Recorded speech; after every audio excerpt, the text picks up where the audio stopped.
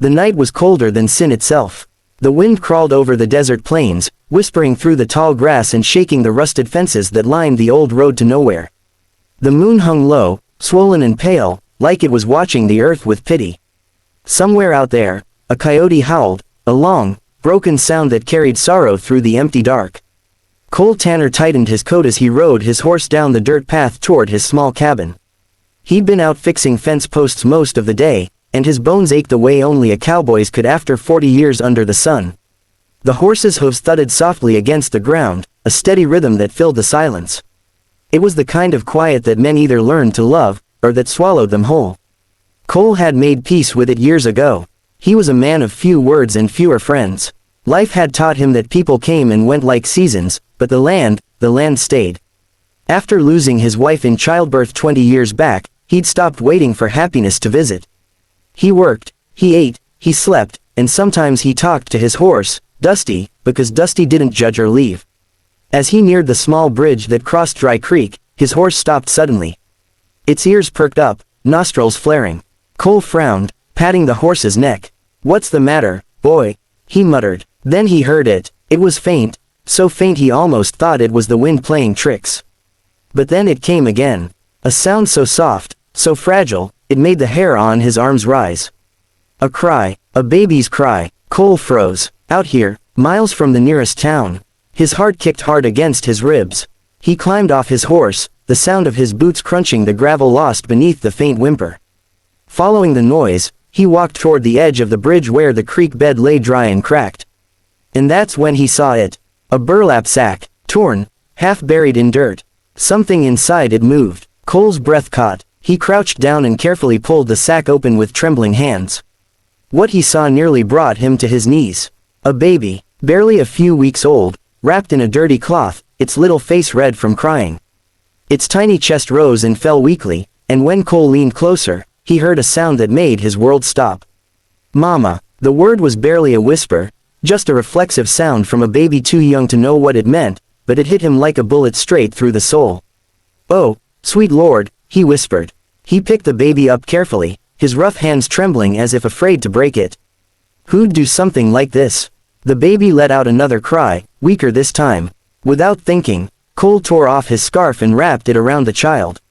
"You're all right now," he murmured, his voice cracking. "You're all right, little one.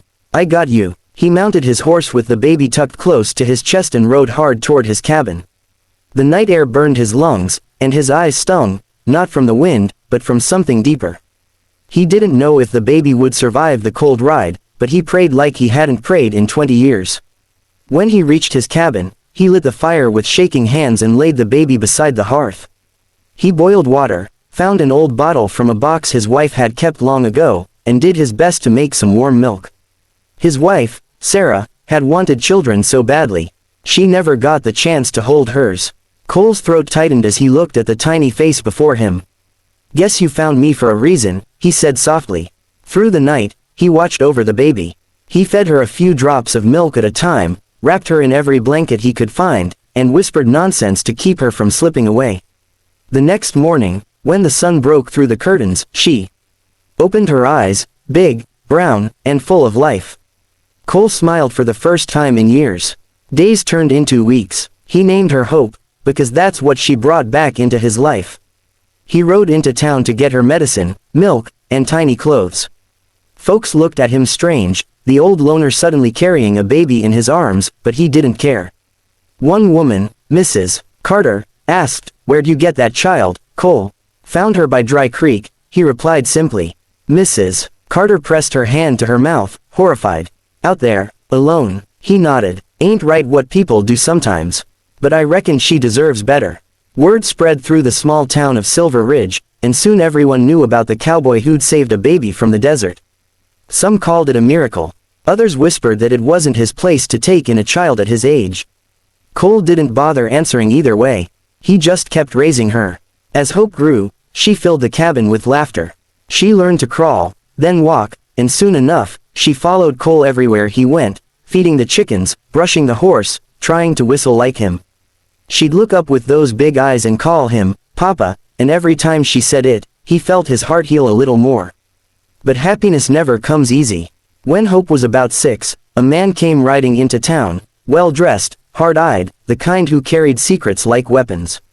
He claimed to be a lawman from the city, investigating an old case. He said a baby had been reported missing years back. Cole's stomach sank when the man knocked on his door. Hope was outside, playing with Dusty, her laughter echoing in the field. The man handed Cole a paper with a photograph of a woman, young, desperate-looking. She was found dead the same night the baby disappeared, he said.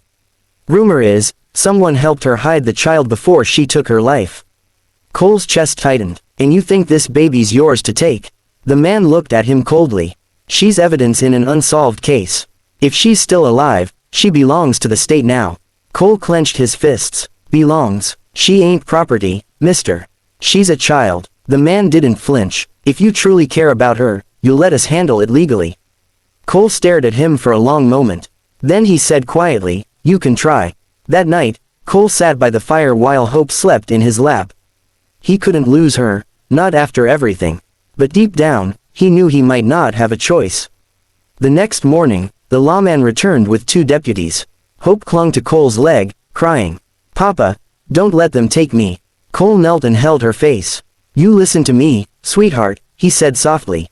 No matter where you go, you remember, somebody loves you more than anything in this world.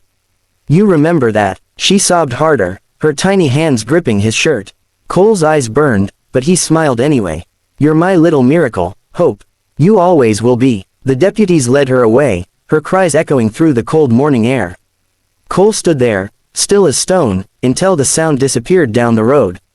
Then he walked inside, closed the door, and for the first time since he found her, he let himself cry. Months passed. The cabin felt empty again, the air too quiet, the days too long. Sometimes he'd catch himself talking to her ghost, telling her about the weather, or how Dusty was getting old. He didn't know where she was, or if she remembered him. But he prayed every night that she was safe. Years later, on a summer morning, Cole sat on his porch, gray-haired and slow. He heard the sound of wheels crunching gravel and looked up. A car stopped by the gate. A young woman stepped out, her dark hair shining in the sun.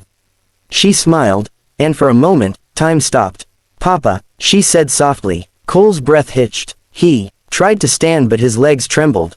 Hope. She ran to him, tears in her eyes, and wrapped her arms around him. I found you, she whispered.